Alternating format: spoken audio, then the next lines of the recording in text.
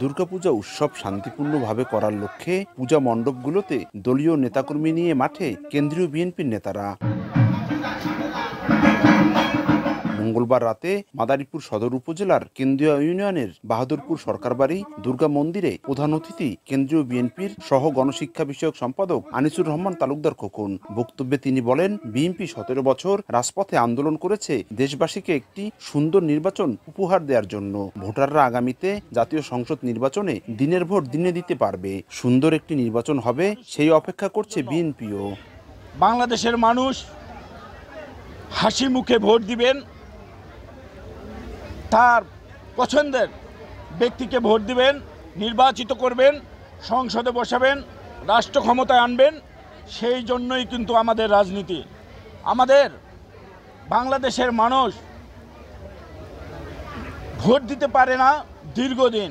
আমরা একটি সুন্দর সুষ্ঠু ভোটের অপেক্ষায় আছি। কেন্দ্রীয় বিএনপির এই নেতা আরো বলেন, স্বৈরাচার দেশ থেকে বিদায় হয়েছে, সেই দলের নিষেধাজ্ঞা তুলে তারা নির্বাচনে আসবে কিনা তা নিয়ে বিএনপির মাথা ব্যথা নেই। মানুষের সমর্থন নিয়ে নির্বাচনের মাঠে আছে বিএনপি জানিয়ে খোকন আরো বলেন, বর্তমান অন্তর্বর্তীকালীন সরকার থেকে কয়েকটি দল সুযোগ সুবিধা নিলেও বিএনপি এটি কখনোই করেনি। রাজনীতি করছি মানুষের ভালোবাসা নিয়ে, মানুষের সাথে আছি। কে আসবে কে আসবে না সেটা দিয়ে আমাদের কোনো হেডেক নাই। আমরা নির্বাচনের মাঠে আছি, আমরা নির্বাচন করে যাব।